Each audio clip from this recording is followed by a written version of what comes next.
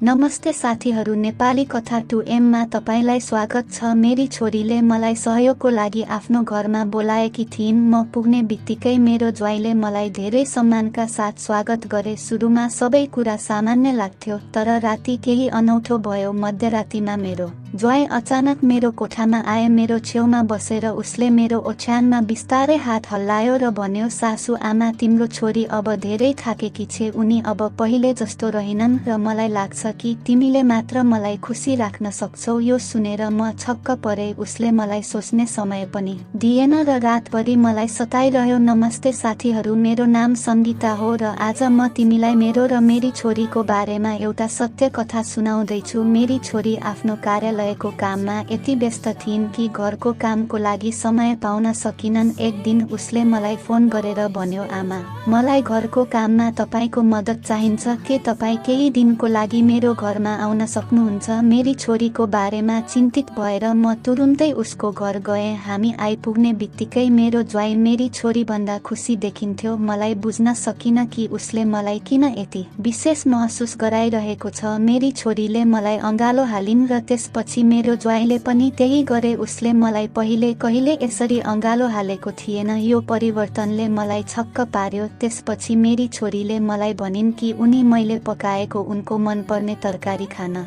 चाहन्छन्। म फ्रेस भएर भान्सामा गएँ र त्यो राति हामी सबैले सँगै खाना खायौँ। हामीले खाना साँच्चै मन परायौँ र मेरी छोरीले भनिन्, आमा, आज तपाईँको खाना खान पाउँदा धेरै राम्रो लाग्यो। मेरी ज्वाइँ सहमत भइन्। मैले यति राम्रो खाना खाएको धेरै समय भइसक्यो। तर त्यसपछि मेरी छोरीले रिसाउँदै उनलाई हेरिन्, सुरज, मेरी आमाको अगाडि मलाई नराम्रो नबोल, मैले पकाइन जस्तो व्यवहार नगर। तिनीहरू बीच झगडा भयो, तर मैले तिनीहरूलाई शान्त पार्दै भने, सुषमा, सानो कुरालाई ठुलो कुरा नगर। सायद तपाईँको श्रीमानले मजाक गरिरहेको छ। खाना खाइसकेपछि मेरी छोरी आफ्नो कोठामा गइन् र म डाइनिङ हल सफा गर्न थालेँ। मेरो ज्वाइँ मलाई मद्दत गर्न आएर भने, सुषमा, तिमीले कुनै ध्यान दिँदैनौ, तिमी यहाँ धेरै समयदेखि छौ, तैपनि उसले तिमीलाई सबै काम एक्लै गर्न छोड्यो। यो हरेक दिन हुन्छ। उनीहरूको कुराकानी सुनेर म भाँडाकुँडा उठाउन थालेँ। त्यसपछि अचानक मेरो ज्वाइँले मेरो हात समातेर भने, सासु, तिम्रो हातमा जादु छ। मलाई तिम्रो खाना पकाउन साँच्चै रमाइलो लाग्यो र म तिमीलाई फरक तरिकाले हेर्न चाहन्छु। यो सुनेर मलाई असहज महसुस भयो। म उसको मायाको पछाडिको वास्तविक उद्देश्य बुझ्न सकिन। मलाई यसमा गहिरिएर जान आवश्यक महसुस भयो। केही दिन यसरी नै बित्यो। म मेरी छोरीको घरमा आएँ। धेरै समय भएको थिएन, तर बिस्तारै मैले महसुस गरेँ कि उनीहरूको सम्बन्धमा केही ठिक छैन। लगातार 3 दिनसम्म म ज्वाइँको ठुलो स्वर र रातिमा उनीहरूको कोठाबाट वाद विवादहरू सुन्न सक्थेँ। ती कुराकानीहरू मायालु थिएनन् र यो स्पष्ट थियो कि उनीहरू बीच केही ठिक छैन। म त्यहाँ आएदेखि मैले उनीहरूलाई कहिले हाँसेको वा सँगै खुसी भएको देखिन। एक साँझ सुषमा अफिसबाट चाँडै घर आइन्। उनलाई देखेर मैले 2 कप कफी बनाएर उनको कोठामा गएँ। म उनीसँग थोरै कुरा गर्न चाहन्थे। मैले उनलाई 1 कप कफी दिएँ, तर उनी आफ्नो मोबाइलमा यति व्यस्त थिइन् कि उनले मैले भनेको कुरामा ध्यान दिइरहेकी थिइनन्। मैले उनको हातबाट फोन खोसेर भने, सुषमा, के मलाई यहाँ फोन गर्नुको अर्थ हो ताकि म तिमीलाई तिम्रो फोनमा डुबेको देख्न सकूँ? म यहाँ छु र तिमी मसँग 2 मिनेट पनि कुरा गरिरहेकी छैनौ। यदि तिमी कुरा गर्न चाहदैनौ भने त्यो ठिक छ, तर म तिमीसँग कुरा गर्न चाहन्छु। मैले उनको फोन लिने बित्तिकै उनको ध्यान मतिर गयो। उनले भनिन्, मलाई भन्नुहोस् आमा, तपाईँ मसँग के कुरा गर्न चाहनुहुन्छ? मैले भने, तपाईँ यति राम्रो व्यवहार गर्दै हुनुहुन्छ, तर के तपाईँको घरको वातावरण साँच्चै राम्रो छ? विगत 3 दिनदेखि म रातिमा तपाईँहरू 2 जना आफ्नो कोठामा झगडा गरिरहेको सुनिरहेको छु। के सबै ठिकठाक छ? तपाईँ बच्चा जन्माउन लागेका हुनुहुन्छ र झगडा सुरु भइसकेको छ। त्यसो भए अब के हुन्छ? मेरो कुरा सुनेर रियाको अनुहारमा प्रश्न चिन्ह देखा पर्यो। उनले भनिन्, आमा, तपाईले आकाशसँग कुरा गर्नुपर्छ। झगडा सुरु गर्ने उही हो। तपाईले उसलाई त्यो दिन पनि खानाको टेबलमा यसरी कुरा गरिरहेको देख्नुभयो। म दिनभरि अफिसमा थाकेको हुन्छु। त्यसपछि म घर जाँदा घन्टौँसम्म ट्राफिकमा फस्छु अनि तपाईँ आएदेखि मैले केही राहत पाएको छु। नत्र म थकानका कारण रोटी बेर्दै निदाउने थिएँ। अब यति धेरै थकानपछि पनि म आकाशलाई कसरी समय दिन सक्छु ऊ मलाई बुझ्न तयार छैन। त्यसपछि सुषमाले भनिन्, आमा, तपाईलाई यहाँ बोलाउने विचार सुरजको थियो। उनले भने कि तपाईको उपस्थितिले मलाई केही आराम दिनेछ। अब तपाईँ यहाँ हुनुहुन्छ। खानाको बारेमा उनको गुनासो अलि कम भएको छ, नत्र उनी सबै कुरामा सही हुने थिएनन्। उनी सधैँ ठिक थिए। तर उनले यो पनि भने कि जब मेरी सासू आउँछिन् उनले आफ्ना सबै इच्छाहरू पूरा गर्नेछिन्। अब तपाईको ज्वाइँले तपाईले कुन इच्छाहरू पूरा गरेको चाहनुहुन्छ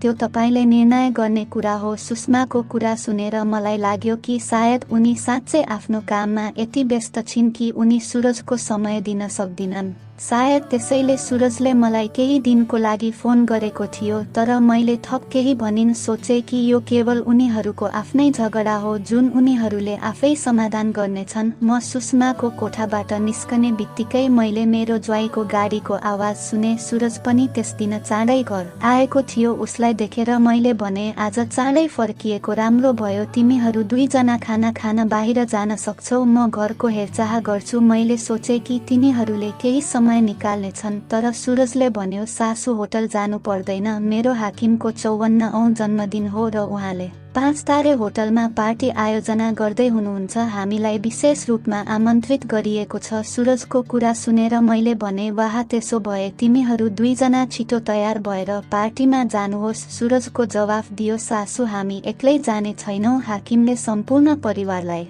निम्तो दिनुभएको छ र तपाईँ पनि हाम्रो परिवारको हिस्सा हुनुहुन्छ। त्यसैले तपाईँ हामीसँगै आउनुपर्छ। सुषमाले पनि जोड दिइन्, आमा, तपाईँ घरमा एक्लै के गर्न जाँदै हुनुहुन्छ? आउनुहोस्, हामीसँग रमाइलो गर्नुहुनेछ। तिनीहरू दुवै यति जिद्दी भए कि म तिनीहरूसँगै जान राजी भए। म सधैँ कुनै पनि अवसरको लागि केही राम्रा लुगाहरू प्याक गर्छु। यसपालि मैले मेरो गुलाबी जालीको साडी पनि ल्याएको थिएँ। मैले त्यो लगाएँ र राम्रोसँग सजिएर बाहिर निस्किएँ। कोठाबाट निस्कने बित्तिकै मेरो ज्वाइँले मलाई हेरिरहे। उसले भन्यो, आज तिमीलाई सासू भन्न मलाई लाज लाग्छ किनकि तिमी उमेरभन्दा जेठी देखिन्नौ। तिमी आज हिरोइनभन्दा कम देखिँदैनौ। उसको ज्वाइँको कुरा सुनेर म मुस्कुराउँदै कारतिर निस्किएँ। केही समयपछि मेरी छोरी र ज्वाइँ आइपुगे। हामी पार्टीको लागि निस्कियौँ। जब हामी आइपुग्यौँ र मेरो ज्वाइँको हाकिम हामी कहाँ आए, उनले मलाई देखेर भने, सुरज, तिम्रो भाउजू धेरै सुन्दर छिन्। सुरजले केही भन्नु अघि नै सुषमाले भनिन्, मालिक, यो मेरी आमा हो, सुरजकी सासूको। हाकिम यो सुनेर छक्क परे र भने, माफ गर्नुहोस्, तपाईको सुन्दरता हेर्दा तपाईँ मेरी सासू हुन सक्नुहुन्छ जस्तो लागेन। हाकिमले माफी मागे र गए। सुरजले त्यसपछि ठट्टा गर्दै भने, साँच्चै सासू, तपाईँ आजभन्दा पनि सुन्दर देखिनुहुन्छ। श्रीमती यस्तो हुनुपर्छ। यसो भन्दै मेरो ज्वाइँले हल्का ताली बजाएर हाँस्न थालिन्। तर रियाले मलाई रिसाएर हेरिन् र म बिस्तारै सुरजको हेराइको अर्थ बुझ्न थालेको थिएँ। केही समयपछि हामी घरतिर लाग्यौँ। हामी गाडीबाट निस्कने बित्तिकै सुषमाले मलाई भनिन्, आमा, अबदेखि तिमीले यति धेरै लुगा लगाउनु पर्दैन। आफ्नो उमेर अनुसार व्यवहार गर्न सिकेछौ। भन्दै उनी रिसाउँदै खुट्टा टेकेर घरभित्र गइन्। म उनको रिस बुझ्न सकिन। वास्तवमा मेरो कुनै पनि कुरामा रिसाउने मनसाय थिएन। तैपनि सुषमा रिसाउँदै भित्र गइन्। मलाई लाग्यो कि उनी मूर्ख केटी हुन्। त्यसैले मैले उनको कुरालाई बेवास्ता गरेँ र मेरो कोठामा गएँ। म तपाईको कथा सरल शब्दहरूमा र अलि फरक शैलीमा लेख्ने प्रयास गर्छु, जसले गर्दा पढ्न सजिलो र प्रभावकारी हुन्छ। केही समयपछि जब म फ्रेस भएर सुत्न तयार हुँदै थिएँ, मैले मेरो नाइट गाउन लगाएँ। सधैँ जस्तै सुत्नु अघि मैले हात र खुट्टामा बडी लोसन लगाएँ। अचानक ढोकामा हल्का ढकढक्यायो। मैले ढोका खोलेँ र मेरो ज्वाइँ त्यहाँ उभिरहेको थियो। हाम्रो आँखा जुझ्ने बित्तिकै उसले